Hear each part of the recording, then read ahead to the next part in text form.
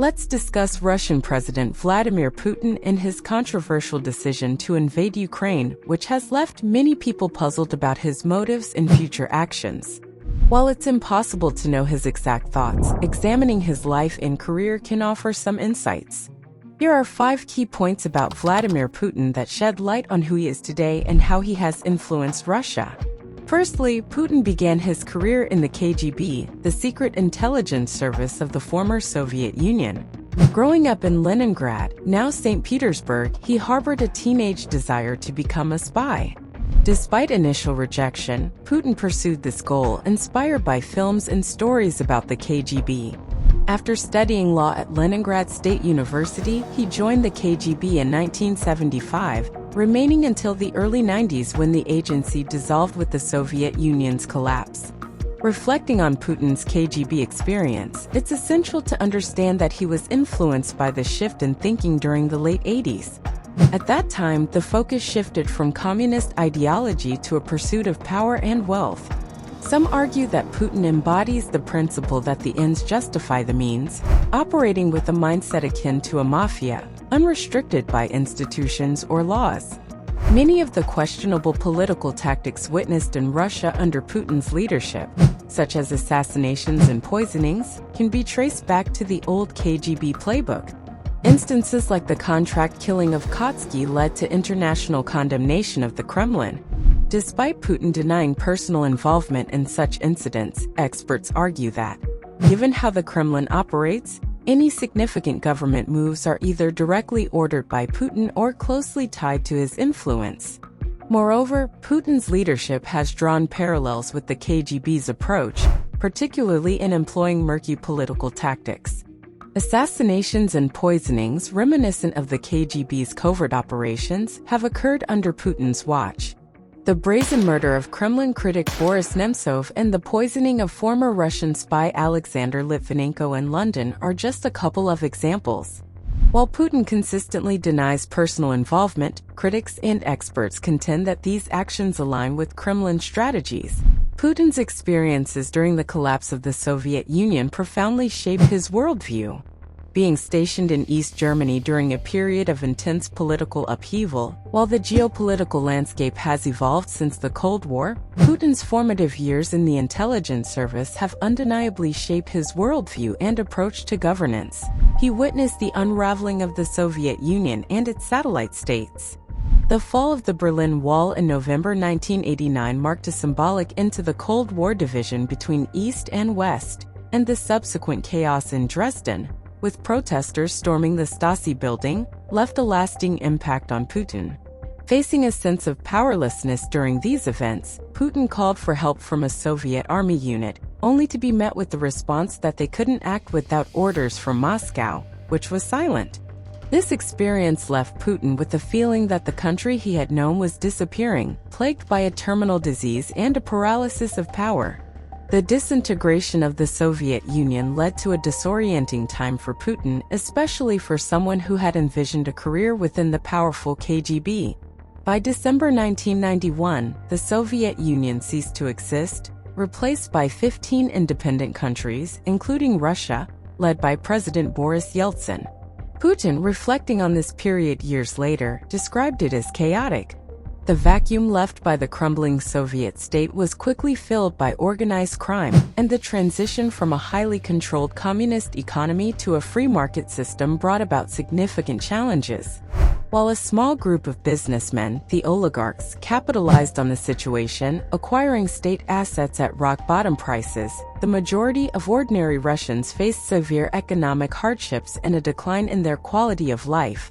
This turbulent period played a pivotal role in shaping Putin's perspective on governance, emphasizing the need for a strong and stable state. The chaos and difficulties of the post-Soviet era contributed to Putin's commitment to restoring Russia's strength and influence on the global stage during his presidency. Furthermore, the economic struggles that ensued during the post-Soviet period fueled a sense of disillusionment among ordinary Russians. Hyperinflation, unemployment, and the sudden shift to a free market economy created a stark contrast to the perceived stability of the Soviet era. Many Russians experienced a decline in their living standards, and the once privileged Soviet lifestyle became a distant memory for countless families. In response to these challenges, Putin emerged as a political figure who promised to bring order and stability back to the Russian state. His early political career, marked by roles in the municipal government of St. Petersburg and as the head of the Federal Security Service (FSB), showcased his commitment to restoring a sense of control. When he became the acting president of Russia in 1999, succeeding Boris Yeltsin, Putin emphasized the need for a strong central authority. The economic and political landscape that emerged from the ruins of the Soviet Union deeply influenced Putin's policies and governance style. His efforts to reassert Russia's dominance, both regionally and internationally, can be understood as a response to the perceived vulnerabilities and chaos of the post-Soviet period. Putin's administration was credited with stabilizing the country after the turbulent 1990s, and he gained popularity for his efforts to restore order and curb the influence of oligarchs. Putin's rise to the presidency began with his return from East Germany, where he worked for Anatoly Sobchak, the mayor of Leningrad and Putin's former law professor. Known for his effective and no-nonsense approach, Putin quickly ascended the ranks, becoming deputy mayor. However, after Sobchak lost an election, Putin moved to Moscow to join President Yeltsin's administration. In Moscow, Putin took on increasingly significant roles, serving as deputy chief of staff, director of the FSB, Federal Security Service, and eventually, Yeltsin appointed him prime minister. The series of apartment bombings in 1999, attributed to Chechen separatists, led to Russia's invasion of Chechnya. Putin's decisive actions during this crisis enhanced his image as a leader capable of restoring order, especially in contrast to the ailing and unpopular President Yeltsin. Yeltsin's resignation on New Year's Eve in 1999 paved the way for Putin to become the acting president. His subsequent election 3 months later solidified his position. The early years of Putin's presidency were marked by rhetoric emphasizing the restoration of order, stability, and the rebuilding of the state.